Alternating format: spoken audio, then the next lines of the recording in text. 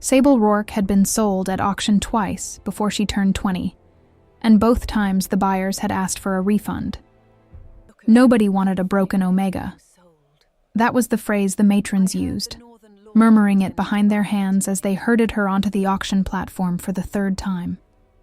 Broken, as though she were a chair with a cracked leg, not a girl with 2 dead parents and a scar across her palm that made her hand curl wrong when she was cold. The choosing ceremony of the Frostborn Court was held once every 3 years in the frozen amphitheater beneath Mount Ashvale, and every 3 years, Sable stood on the same block of gray stone, in the same thin ceremonial shift, while the packs of the north filed past to inspect what the court called its surplus. She had stopped expecting anything from these days.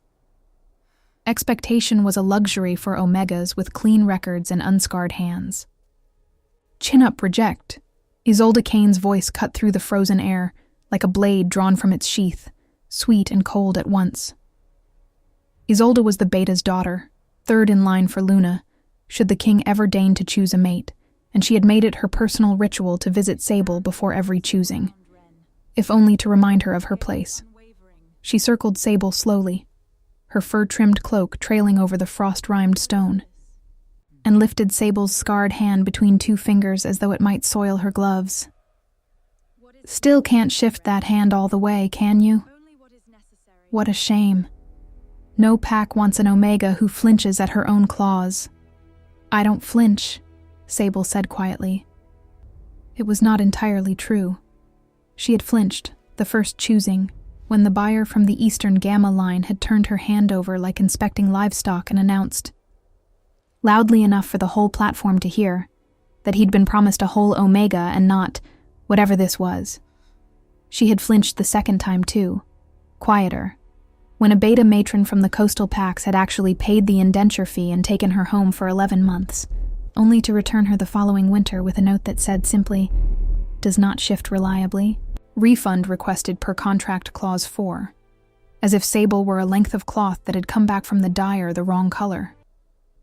She had learned, across 2 rejections and 3 years of indenture wing servitude between them, to build the not flinching the way you'd build a wall. 1 cold brick of not caring laid carefully on top of the last, until from a distance it looked like it might actually hold weight. "You will." Isolde smiled, and it did not reach her eyes. Pale gold eyes, the color of a Beta line bred pure for 6 generations. Eyes that had never once had to wonder where their next meal came from. She had, Sable knew, been coming to watch this particular humiliation, since they were both children, back when Isolde was merely the Beta's clever, cold-eyed daughter, and not yet the court's presumptive future Luna. There was a version of this cruelty that had calcified over a decade into something closer to habit than malice, which did not make it easier to stand under, only more tiresome, the way weather is tiresome. "Still can't shift that hand all the way, can you? What a shame. No pack wants an Omega who flinches at her own claws." Everyone flinches eventually, when the king looks at them. That was the part Sable had not let herself think about all morning, that this choosing was different.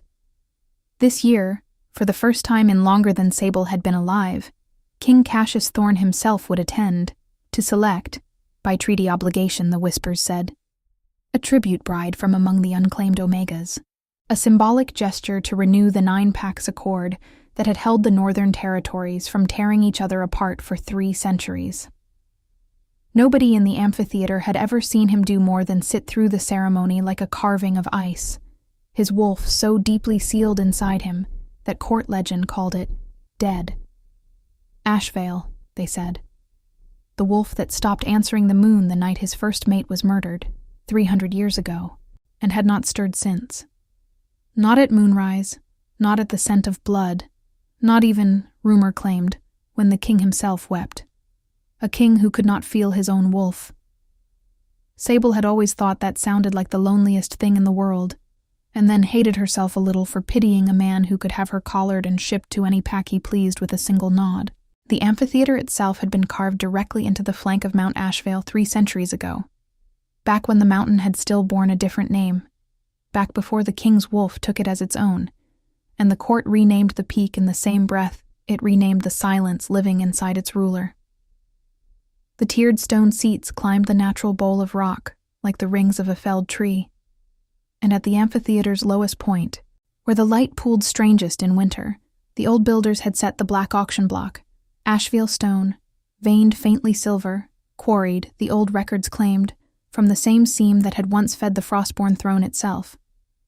Sable had spent enough choosing standing on that stone to know its cold by heart, how it bit up through thin ceremonial cloth into bare feet, how it never quite warmed even at midday, how generations of Omegas had stood exactly where she stood now, and been measured, priced, and disposed of by wolves who called it tradition, and meant it as mercy, because the alternative, indenture, or worse, exile beyond the Accord's protection, was supposed to frighten a person into gratitude for whatever scraps of belonging the choosing offered instead.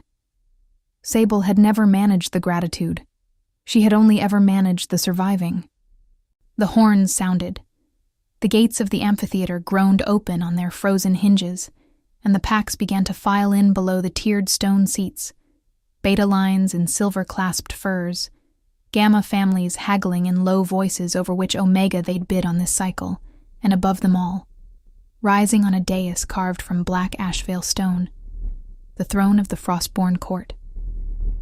Empty, for now, waiting.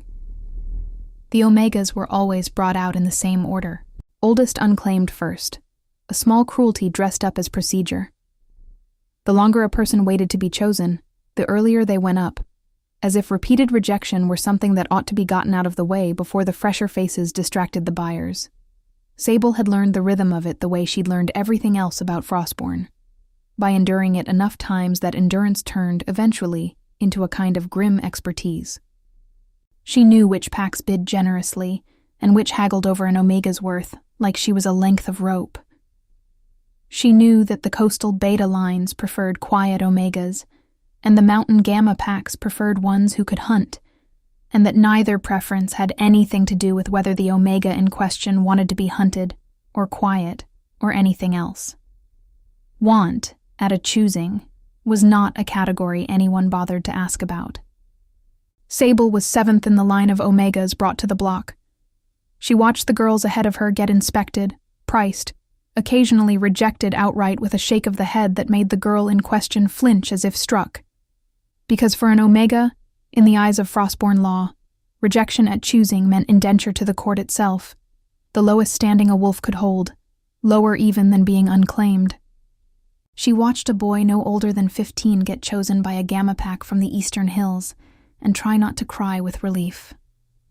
She watched the frost gather on her own bare arms, and told herself, the way she told herself every 3 years, that whatever happened next, she would survive it. She always had. Then the second horn sounded, low and long, and the entire amphitheater rose to its feet as one, a rustle of furs and held breath, because the black doors behind the dais had opened, and King Cassius Thorne was walking through them. He did not look 300 years old. That was the first thing every Omega whispered about him afterward. Always. The same startled observation. He looked perhaps 30 in human years, dark-haired, broad-shouldered beneath a coat the color of a starless sky, his face carved with the kind of stillness that came only from centuries of practice at feeling nothing where a wolf ought to howl. His eyes were pale gray, the gray of ice about to crack, and when they swept across the assembled Omegas, Sable felt the cold of them land on her skin like actual frost. He took his seat. The choosing continued. 2 more Omegas were claimed by waiting packs, their names read aloud by the court herald in a droning sing-song that Sable had heard so many times she could recite it in her sleep. Sable Rourke, the herald called, unclaimed, twice rejected, indentured to court service pending disposition. She stepped onto the block, because that was what you did, because refusing was not a right afforded to Omegas twice rejected, and she made herself look straight ahead at the middle distance the way she always did, so that whatever face the court made at her, she would not have to watch it happen. That was when Isolde Kane, standing near the base of the dais with her father the beta, decided the moment needed an audience. "Your Majesty," Isolde called up, sweet and carrying. Perhaps you should see this one closely. Frostborn's own little cautionary tale. She crossed to the block in a few unhurried steps, seized Sable's scarred wrist, and forced her hand up into the gray winter light for the king and the entire amphitheater to see. The crooked fingers, the old claw mark that had never healed clean, the hand that could not fully shift no matter how hard Sable tried. Twice sold, twice returned. Even the court's own matrons call her broken. I only thought His Majesty should know what Frostborn considers tribute-worthy these days, before he lowers himself to look. Laughter rippled through the tiered stone seats, not everyone's, but enough. Enough that Sable felt it land in her chest like small stones, the particular humiliation of being discussed in the third person, while she stood 2 feet away, her wrist twisted at an angle Isolde clearly intended to be painful. She did not cry. She had promised herself a long time ago that she would not give any of them that. She lifted her eyes instead, not to the middle distance this time, but straight up to the throne, to the king's pale gray gaze, some old reckless part of her daring him to look away in disgust like everyone else always did. He did not look away. Something happened in the amphitheater that had not happened in 300 years. A low sound rolled up from the base of the dais. Not a growl. Not quite. Something closer to a whine caught between a wolf's throat and a man's. And King Cassius Thorne rose from his throne so abruptly that the herald's scroll clattered from his hands. Every wolf in the amphitheater felt it before they understood it. A presence uncoiling somewhere deep inside the king's chest. Ancient and starved and suddenly, violently awake. His pale eyes had gone gold at the rims, molten, wrong for a man whose wolf had been reported dead for 3 centuries. And beneath the black coat, something moved against his spine like a shutter trying to become a shape. And behind the throne, where the black stone floor caught the gray winter light, something small and impossible happened that only the closest courtiers would later swear they actually saw. The shadow of a great wolf, cast from nowhere, no wolf visible to throw it. And at the end of that shadow, unmistakably, absurdly, a tail. Wagging. Isolde Kane dropped Sable's wrist as though it had turned to fire. The amphitheater had gone dead silent, 300 years of legend collapsing in real time in front of every packlord and beta daughter and indentured Omega present. And into that silence King Cassius Thorne said, in a voice that did not sound entirely like his own, 4 words that would upend the treaty, the choosing, and every carefully constructed lie the Frostborn Court had told itself for 3 centuries. That one, she's mine. For a long moment, nobody in the amphitheater moved at all. 300 years of court legend had built King Cassius Thorne into something closer to a fixture than a man. A king who presided but did not choose, who ruled in name while the council quietly managed everything that mattered, who had not, in living memory, wanted anything badly enough to say so out loud. The tiered stone seats were full of beta lords and gamma matrons who had spent their entire lives being told that the king's silence was simply the shape he came in, the way a mountain simply came in stone. And now that silence had cracked open in front of all of them over an indentured Omega with a crooked hand. And nobody, not the herald, not the beta lords, not Isolde Kane still frozen with her fingers curled around empty air where Sable's wrist had been, seemed to know what expression their face was supposed to make. Sable did not know either. She stood on the black stone with her wrist throbbing faintly where Isolde's grip had been, and watched the king come down from the dais toward her, with the gold-rimmed strangeness still bleeding out of his eyes, and thought, with the particular clarity of shock, that whatever happened next was going to be worse than either of her 2 rejections combined, because rejection at least had the mercy of being familiar. He did not touch her. He stopped an arm's length from the block, close enough that she could see the fine tremor still working through his hands. A wolf, she would understand only later, fighting its way back from 3 centuries of imposed sleep, is not a gentle process even when it wants to wake, and said low enough that it did not carry past the 2 of them. I'm sorry for all of that, for the hand, and for Isolde, and for however long you've had to stand on this stone being spoken about like furniture." Then, louder, to the herald and the assembled court, in the flat, formal cadence of a king exercising a right nobody alive had ever seen him use. "Strike her indenture status. Sable Rourke is claimed as crown tribute under my name, as of this choosing. Record it." The herald, visibly rattled, recorded it. High above the amphitheater, in a private box shielded by frost glass and old wards, a man in council gray lowered the spyglass he'd been using to watch the choosing and went very, very still. Lord Varric Kane had spent 300 years making certain that King Cassius Thorne's wolf would never wake for anyone. He had buried the truth of how deep that silence went, and who had put it there, so completely that even his own daughter didn't know the shape of the thing she'd almost woken by dragging a broken Omega girl in front of the throne. He set the spyglass down with hands that did not shake, because Varric Kane had not survived 3 centuries of careful ruin by letting his hands shake, and murmured to the empty box, in a voice gone thin and cold as the mountain air, "Well, that is a complication. The chamber they gave her that night had a real bed, real furs, a fire that someone had lit and kept burning. And Sable Rourke sat on the edge of the mattress for almost an hour, without touching any of it, certain that this was some kind of elaborate mistake that the court would correct by morning. Nobody came to correct it. Instead, near midnight, the king himself did. He knocked, which surprised her more than almost anything else that had happened that day.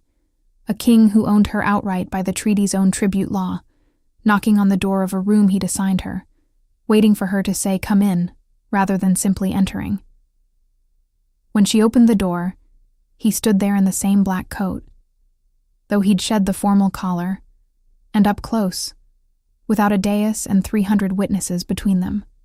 He looked less like a legend, and more like a man who hadn't slept properly in a very long time. "I'm not going to touch you," he said, before she'd said anything at all. "I know how tribute choosings look from the outside. I know what you're braced for. That isn't—" He stopped, exhaled, and something crossed his face that looked almost like embarrassment, an expression she would not have believed the ice-carving king on the dais capable of making. "I have questions. You don't have to answer them tonight." "You could have asked them in the amphitheater," Sable said, because 3 consecutive humiliations in one day had apparently burned through whatever caution she usually kept around alphas. "In front of everyone, since apparently my hand was already public property." Something flickered in his pale eyes. Not offense, she realized slowly. Anger, but not at her. "I should have stopped that before Isolde got within 10 feet of the block," he said. "That's on me, not you. I was—" He looked briefly, like a man hunting for a word he hadn't needed in 300 years. "Distracted." "By your wolf waking up for the first time since the Bronze Age," Sable said flatly. The corner of his mouth did something that was almost, nearly, a smile, and vanished before it finished arriving. Something like that. He didn't come in that night. He asked instead, standing in her doorway with the fire throwing long shadows behind him, about her hand, not with Isolde's cruelty, but with a strange, careful precision, as if the answer mattered for reasons beyond politeness. When had the scar happened? Had it always kept her from shifting fully? Had her mother's hand looked the same? Sable didn't know why she answered. Maybe because nobody had asked her a question about herself in years that wasn't really a question about her market value. She told him about the winter she was 7, when a rogue pack had raided the servants' quarters where her mother worked in the Frostborn kitchens, and her mother had shoved her into a cellar and fought at the door with nothing but her bare claws until the court guard arrived too late to save her, but in time to save Sable. About the scar on her own hand, earned trying to pry the cellar door back open to help. About growing up after that in the court's indenture wing, raised by matrons who measured her worth in whether she'd shift clean enough to sell. She did not tell him the thing she had never told anyone, that on very rare, very quiet nights, when she pushed hard enough, her wolf shifted all the way after all, scar and all, clean and whole, and that she'd learned, very young, to hide when it happened, because a broken Omega was safer, in the Frostborn Court's economy, than an Omega who was unaccountably, inexplicably, whole. He came back the next night, and the one after that, and within a week it had stopped feeling like an interrogation, and started feeling, unnervingly, like the closest thing to companionship Sable had let herself have since her mother died. He told her, in pieces, what 300 years actually felt like from the inside. Not the grand, tragic sweep the court histories made of it, but the small, grinding particulars.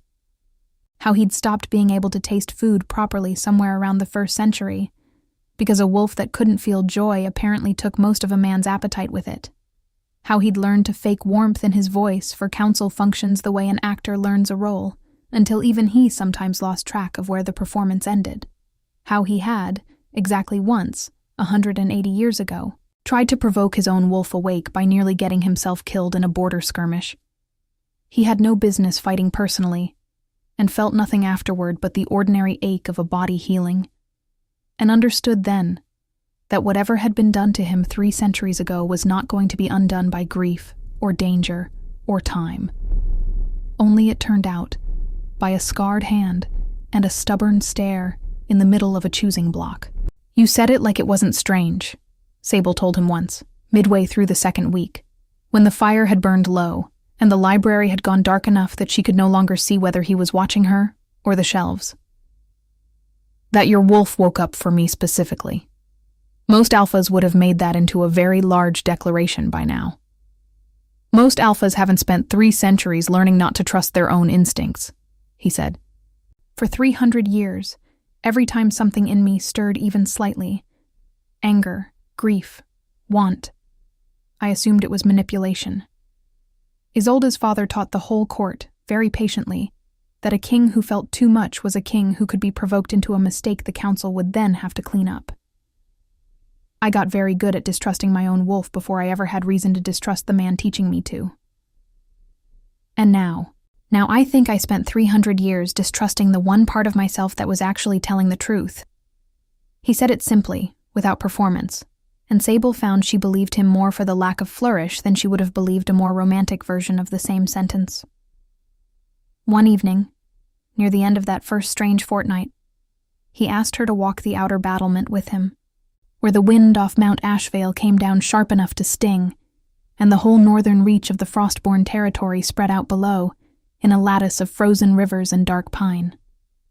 He did not touch her, still, careful as always about a boundary neither of them had named, but he stood close enough that she could feel the warmth coming off him against the cold, and after a while he said, without preamble, "I used to walk this battlement with Alara. Before. I haven't come up here in longer than I can properly count." "Why now?" "Because for 300 years, everything up here reminded me of a version of myself I thought I'd lost for good, and I couldn't stand it." He looked out at the dark trees. "Tonight it just feels like a nice view." Sable didn't know what to do with the quiet weight of that, so she did the only thing that felt honest, which was to say nothing and let him have the silence instead of trying to fill it with comfort he hadn't asked for. They stood there a long while, the cold biting at her bare hands, until he noticed. Of course he noticed. A wolf freshly waking to every sense at once noticed everything, and shrugged out of his heavy coat and settled it over her shoulders without asking.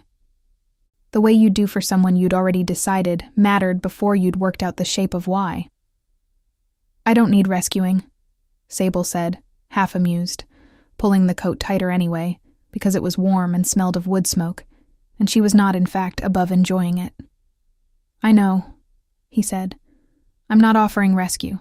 I'm offering a coat. There's a difference, and I'd like to think I'm learning it." Over the following days, that first strange half-conversation became a habit neither of them named. He came to the library where she'd been assigned light duties cataloging old Accord records, an assignment the court had clearly meant as a demotion, and which Sable found, to her own quiet surprise, that she loved. He asked about the records. She asked once carefully about Alara, his first mate. Murdered 300 years ago in circumstances the official histories described in exactly 4 sentences, all of them vague. His whole body went still in the particular way she was starting to recognize as grief-wearing armor. "She died protecting the Accord," he said. "That's the official record." "Is it the true one?" "I used to think so." He was looking at the fire, not at her. For 300 years, I told myself I understood exactly what happened that night. An assassin, a rival pack, a war I stopped by sealing my own wolf away so I'd never be provoked into starting one. It was a good story. Clean. He glanced at her then, and something in his gray eyes had gone raw in a way she suspected he hadn't meant to show her. Lately, I've started wondering if I told myself that story because someone wanted me to. Sable's pulse did something complicated at that. Not quite fear. Not quite the thing it should have been given how carefully she'd trained herself not to feel anything around alphas who owned her by treaty. "Wanted you to why?" "I don't know yet." He looked back at the fire. "But my wolf slept through 300 years of moons, wars, and funerals, Sable Rourke. And then it woke up the second Isolde Kane dragged your hand into the light." His eyes found hers again, steadier this time, and something about the steadiness scared her more than the uncertainty had. "I don't believe in coincidence that large." It was 2 weeks after the choosing, cataloging a box of records so old the ink had gone the brown of dried blood, that Sable found the page that changed the shape of everything. It was a genealogical register, the kind the old court used to track bloodlines before the 9-Pax Accord standardized everyone into the tidy pack rosters of the modern era, and it listed a lineage the current records didn't carry at all. The Duskwarden line, a small hereditary order of wolves, the register noted, in faded court script, bound by old magic to walk the threshold between a wolf's waking self and its sealed one. Guardians, the register called them. Keepers of the door between a wolf and the shape that had been locked away from it. The last recorded Duskwarden name in the register, dated almost 30 years back, in a hand Sable recognized with a lurch in her chest as her mother's own careful script from the kitchen ledgers, was Rourke, her mother's name. The register's marginalia, in a different, older hand than the entries themselves, offered a fragment of explanation that made the back of Sable's neck prickle. The Duskwarden gift does not create a bond nor break one. It merely holds the door steady long enough for a sealed wolf to remember it once had a choice. Beneath that, fainter, added by some court scribe who had clearly thought it worth preserving, even after the line fell out of official use. For this reason, no king has ever willingly let a Duskwarden serve at court unsupervised. A door held open is a door that can be walked through by more than the wolf it was meant for. She sat very still in the library for a long time after that, the old page trembling slightly in her scarred hand, putting together a picture she was almost afraid to finish. A bloodline that could reach a sealed wolf. A wolf sealed for 300 years that had, for the first time, reacted to her specifically, in front of witnesses, in a way the entire court had called impossible. A mother who had died fighting off a rogue pack raid that, now that Sable thought about it with new and uncomfortable clarity, had targeted the indenture wing where the Duskwarden line's last known descendant happened to be working. That had not been a random raid. She was almost sure of it now. The way you're sure of a thing your whole body has believed longer than your mind has caught up to. She was still holding the page, unable to decide whether to bring it to the king or burn it, and pretend she'd never found it. When the library door opened, and Lord Varric Kane stepped inside, alone, his gray council robes immaculate, his expression arranged into the same mild, patient courtesy he'd worn for 300 years, while he built himself into the second most powerful wolf in the Frostborn Court. "Miss Rourke." His voice was warm in the particular way that made the hair rise on the back of Sable's neck. His eyes went, very briefly, to the old register open on the table in front of her, and something behind his mild expression recalibrated so fast, she almost missed it. "I do hope the cataloging work isn't too tedious. The court's history is..." He smiled, and it did not reach his eyes any more than his daughter's ever did. Considerably more tangled than the tidy version we teach the young ones. Do be careful which threads you pull, my dear. Old history has a way of unraveling in directions nobody intends.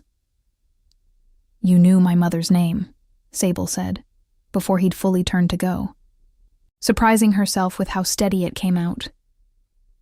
You didn't ask whose entry I was reading. You already knew. Varric Kane paused in the doorway, and for just a moment, half a heartbeat, no more, the mild courtesy slipped, and Sable saw underneath it something far older and far more tired than she had expected from a man who ran the council's daily business with such tidy, unbothered efficiency. I have served this court for 300 years, Miss Rourke, he said. There is very little in its history I have not, at some point, been obliged to know. That is not the same as guilt, whatever shape you're currently building in that clever head of yours. He smiled again, the warmth returning to his voice like a mask settling back into place. But do enjoy your cataloging. The court is fortunate to have such a diligent hand on its old records. He left before she could answer. Sable sat alone in the library with her mother's name in faded ink under her thumb, and understood, with the cold clarity of a girl who had learned very young to read the true shape of a threat beneath a polite smile, that whatever she had just found, Lord Varric Kane had known about it, and had been hoping for 300 years that nobody ever would. She told no one but the king, and even then waited a full day to do it, turning the register's brittle page over in her mind, the way you'd turn a stone over looking for what lived underneath. It was not that she distrusted him exactly. It was that some old, well-earned instinct in her, the same instinct that had kept a twice-rejected Omega alive and unbroken through years of indenture, knew that information was the only currency a person with nothing else owned, and that currency spent too quickly was currency wasted. Isolde Kane found her in the corridor outside the library that same evening, alone, without her father, without the easy cruelty she'd worn at the choosing block. She did not apologize. Sable would learn, months later, that apologies were not a language Isolde had been taught to speak fluently, only ever performed under duress. But she stood a moment too long in the doorway, looking at Sable with an expression that was trying, clumsily, to be something other than contempt. My father has been strange lately, Isolde said finally, as though the words had been sitting behind her teeth for days looking for an excuse to come out. Meetings he doesn't tell me about. Correspondence he burns instead of filing. She hesitated. I don't know why I'm telling you this. Maybe because you're starting to wonder the same thing I am, Sable said, carefully, watching the other woman's face for the flinch she half expected, and did not quite get. Isolde didn't answer. But she didn't deny it either, and when she walked away down the frost-lit corridor, she walked slower than she had at the choosing, like a woman who had just felt the first hairline crack form in a floor she'd always assumed was solid stone. She told the king everything that night, the register spread between them on his private study table, and watched his face go through disbelief, recognition, and something close to devastation in the space of a few minutes. Duskwarden, he said, running a thumb along the faded ink of the old entry as though the word itself might dissolve if he pressed too hard. I know this line. I sat at my father's knee and heard the old stories. Guardians bound to walk between a wolf and whatever's been sealed away from it. I thought they'd died out generations before Alara. His jaw tightened. Before I sealed Ashvale away myself.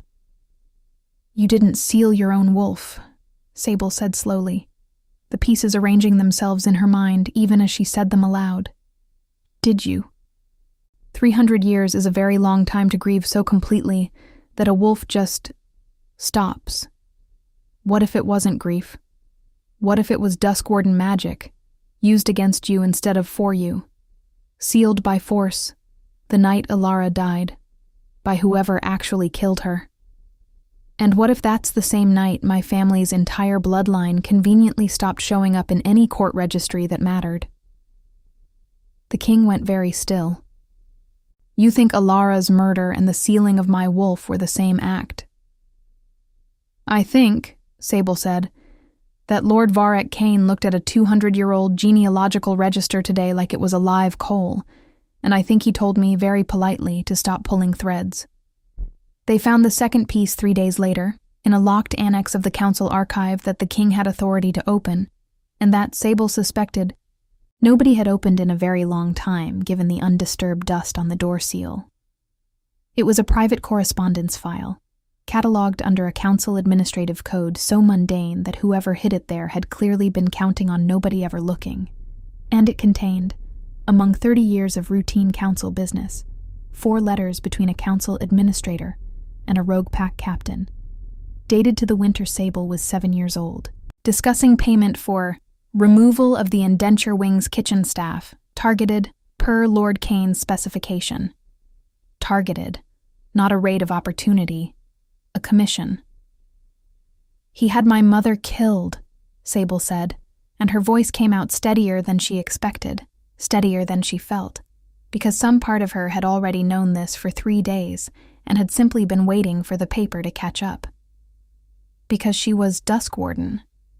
Because she could reach your wolf, and he needed your wolf gone. Why, the king said, low, and it wasn't really a question for her. It was the question of a man doing 300 years of arithmetic in a handful of seconds. Why would Varric Kane want my wolf sealed badly enough to kill Alara, and an entire kitchen staff to manage it? The answer, when they found it, was almost insultingly simple. The way the truest conspiracies usually are. The 9 Pax Accord, the treaty that had held the Northern Territories together for 3 centuries, the treaty Alara had genuinely died defending, whatever else had also happened that night, required, in its founding clauses, that the Frostborn throne be held by a king whose wolf was whole. A king with a fully bonded mate and an awakened wolf held absolute authority to reallocate council seats, dissolve corrupt beta lines, and override the council's accumulated 3 centuries of quiet self-dealing. A king whose wolf was sealed, grieving, silent, unmated, was, by the Accord's own emergency provisions, a king whose authority defaulted in practice to the council's Regency clause. Lord Varric Kane had spent 300 years as the de facto ruler of the Frostborn Court, hiding behind a king everyone pitied as too broken by grief to rule, and every single year of that arrangement had depended on Cassius Thorne's wolf staying exactly as silent as a Duskwarden binding, cast the night Alara died, had made it. He's been planning to formalize it, Sable said, reading ahead in the council correspondence with a rising cold in her stomach. Look, this is dated 8 months ago. A proposal to the full council to convert the Regency provision into a permanent one, on the grounds that 300 years of unbroken silence proves the king's wolf isn't coming back. He's been planning to make you a figurehead, permanently. And Isolde is meant to be Luna, the king finished grimly, to a king who'll never actually rule, so that when Varric's regency becomes permanent, his own bloodline sits on the throne in every way that matters. And then I got dragged in front of you at the choosing, Sable said slowly, and your wolf woke up in front of 300 witnesses, which means his entire 300-year plan is about to collapse unless he can either silence Ashvale again or make sure I never live long enough to finish waking it. The 9 Pax Accord, Sable had learned quickly from 3 weeks of cataloging its founding clauses, was not a simple document.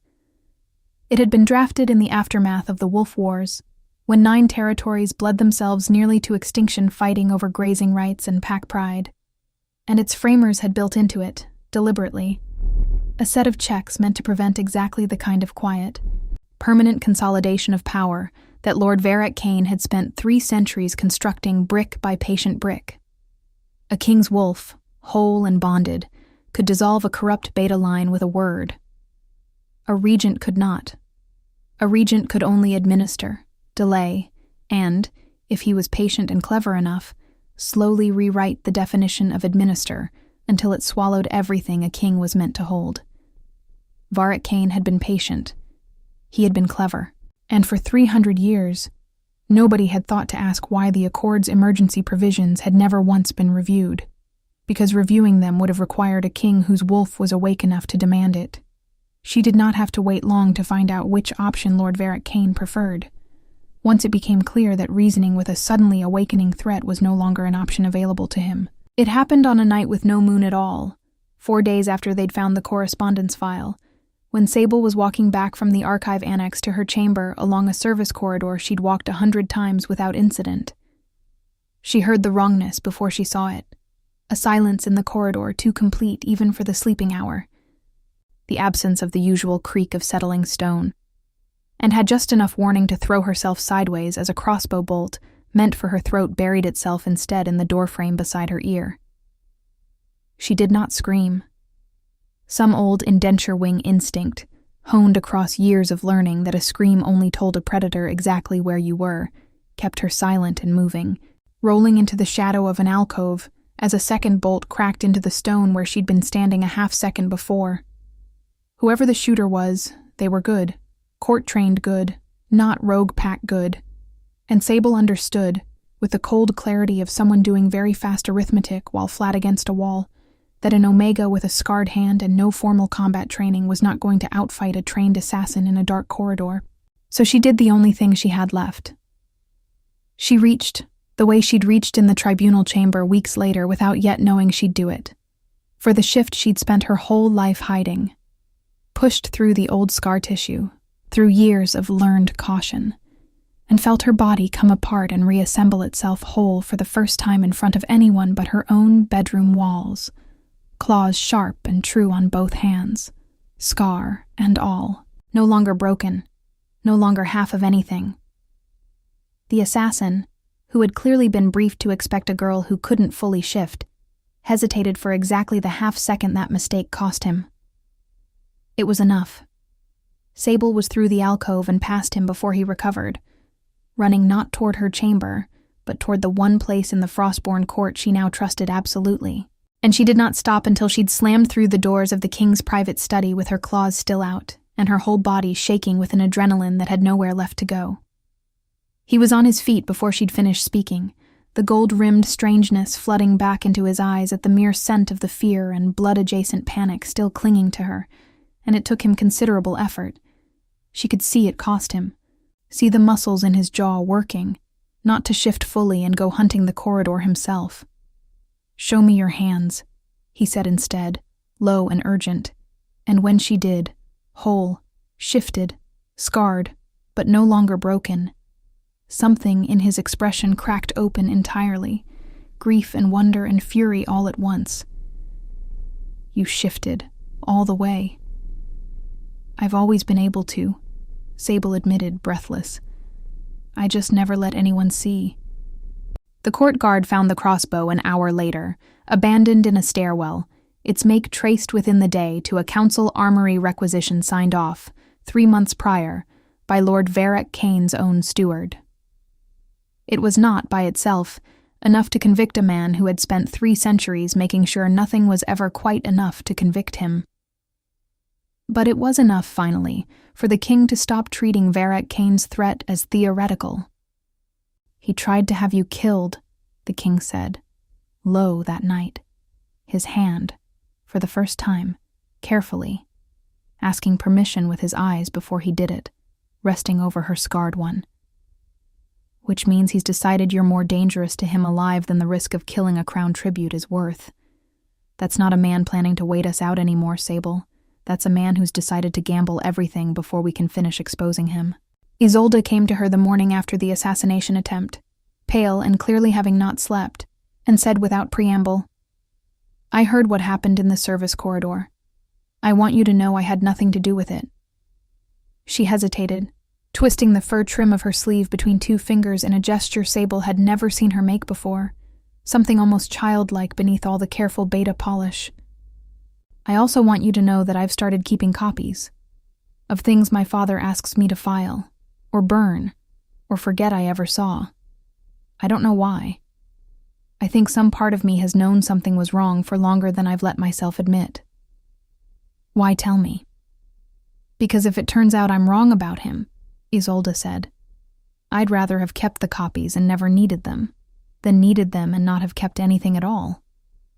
She left before Sable could answer, and Sable stood a long moment in the cold corridor turning the strange, brittle honesty of it over in her mind, unable to decide yet whether it was the first crack in a genuine conscience or simply another Kane learning, early, how to hedge a bet. Then we don't give him time to plan the next gamble, Sable said. We find whatever's left to find, and we do it before he decides a public tribunal is safer for him than a quiet corridor. She was right to worry about the speed of it. Lord Varric Kane, it turned out, had already decided that his safest remaining move was not a second assassin, but the court's own law, wielded in broad daylight where nobody could later call it murder. The accusation came 2 days later, delivered with exquisite counsel formality. Sable Rourke, indentured Omega, stood charged with theft of a Duskwarden family heirloom from the council archive. A small binding stone, planted, she would later learn, in her own chamber by a council steward loyal to Kane. And with practicing unsanctioned old blood magic within court walls, a charge that under Frostborn law carried an automatic sentence of exile beyond the Accord's protection, into Rogue Pack territory, where an unclaimed Duskwarden girl would not survive a single winter. The council convened for an emergency tribunal, with a speed that told Sable everything about how long Varric Kane had been waiting for exactly this excuse. The tribunal chamber itself was older even than the amphitheater, a squat circular hall beneath the council wing, whose walls were said, in the oldest court stories, to remember every binding ever cast within them, a piece of folklore Sable had dismissed as decoration until she stood inside it and felt, faintly, the way the stone seemed to lean toward her, attentive, as if it recognized something about her blood the rest of the court had only begun to guess at. Isolde Kane sat in the gallery beside her father, and Sable watched something complicated move across the other woman's face as the charges were read. Not the easy cruelty of the choosing block, but something closer to confusion, as though Isolde herself hadn't been told the full shape of what her father was doing, and was only now, watching a girl she'd mocked get sentenced to a death dressed up as Exile, beginning to understand that she had been a pawn in her own family's game far longer than she'd realized. This tribunal has no authority over her, the king said, rising from the observer's chair he'd been relegated to under Regency protocol, his voice carrying an edge of something that hadn't been heard in the Frostborn Court in 3 centuries. She is crown tribute, claimed under Accord treaty law, and no council tribunal supersedes crown jurisdiction over a claimed tribute. With respect, Your Majesty, Lord Varric Kane said, rising in turn, his mild courtesy immaculate even now. The Crown's jurisdiction defaults to council oversight under the Regency provision, given your... A pause, delicate as a blade sliding home. Documented condition. 300 years of silence is a matter of court record. I am afraid the law is quite clear. Then let the law see what woke that silence, the king said. And Sable felt the temperature in the tribunal chamber drop as something vast and furious and starved for 300 years began finally to rise all the way to the surface behind his pale eyes. What happened next would be told in the Frostborn Court for the next 300 years, and every version of the story would disagree slightly on the details, because nobody who was actually in the tribunal chamber that afternoon entirely trusted their own eyes for what came after.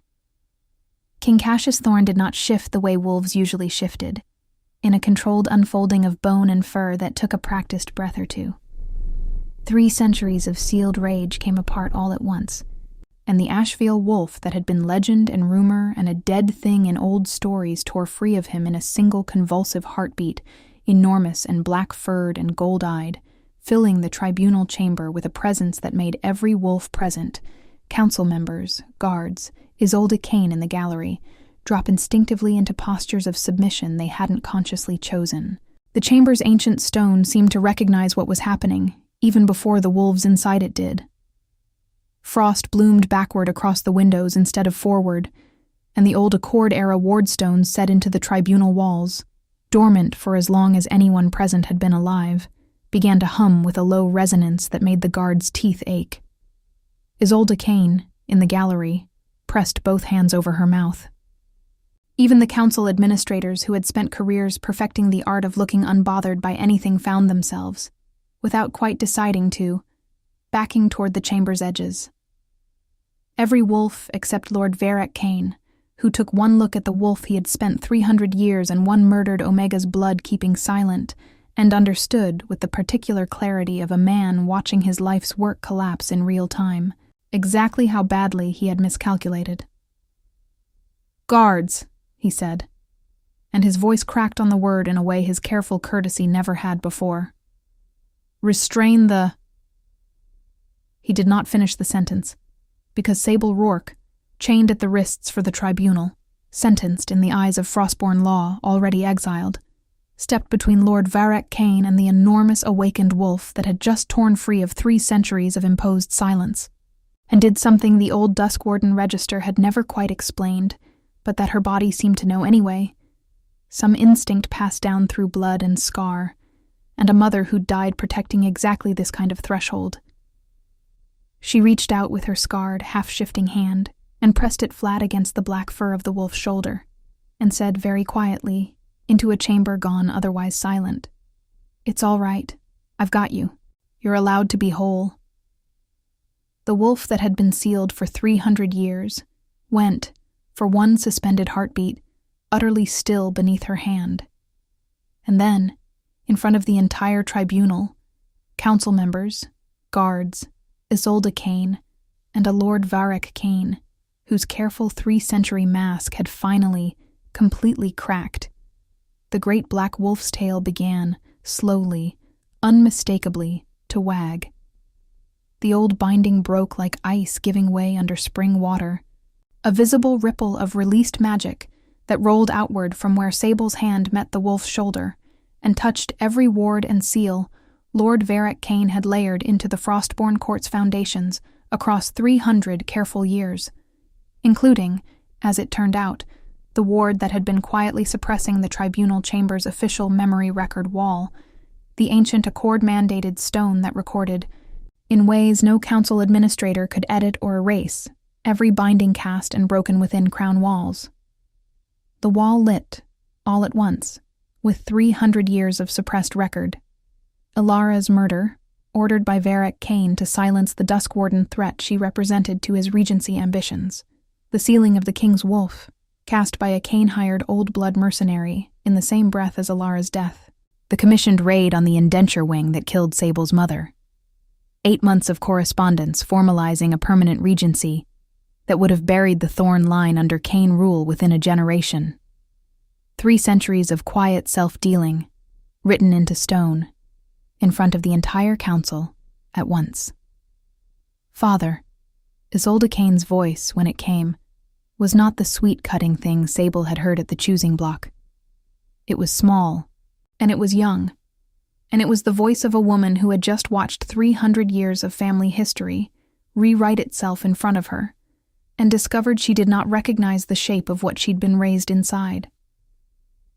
"Is this true?" Varric Kane did not answer his daughter.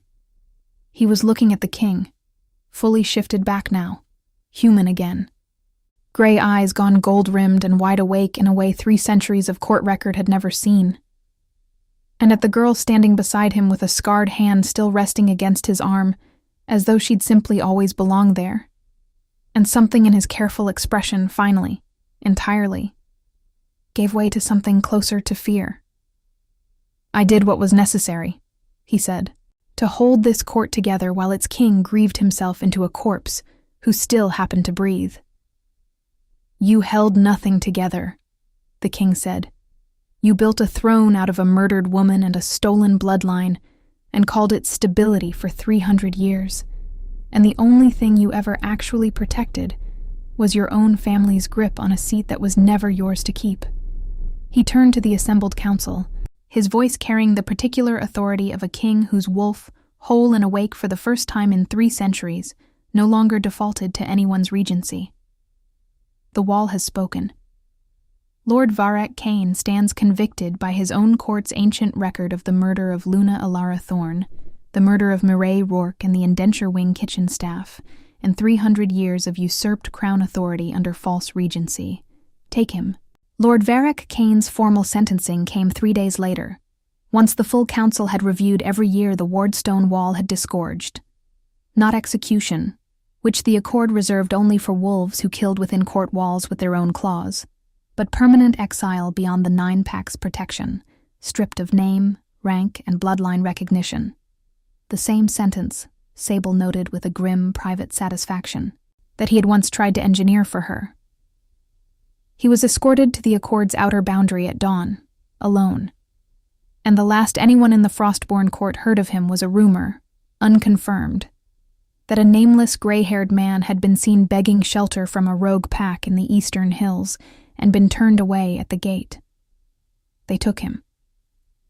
Isolde did not fight the guards who came for her father, and did not follow him out, and stood instead in the gallery with her pale gold eyes wet and her hands shaking, until Sable, for reasons she wasn't entirely sure of herself, except that she remembered what it was to be a pawn in somebody else's cruelty, and to only half understand the shape of the game you were being used in, crossed the tribunal floor and said quietly, "You didn't know. Not all of it." "I knew enough," Isolde said, "to enjoy being cruel to you at that block. That part was mine. I don't get to blame my father for that part." She looked for the first time since Sable had known her, entirely without armor. "I'm sorry." "I know," Sable said, and found, a little to her own surprise, that she believed it enough to mean the next thing she said. "The council's going to need someone who actually understands how deep Kane rot went, to help dig the rest of it out. That's not nothing, if you want it to be something. It would take months to fully account for 3 centuries of Kane influence woven into the Frostborn Court's laws.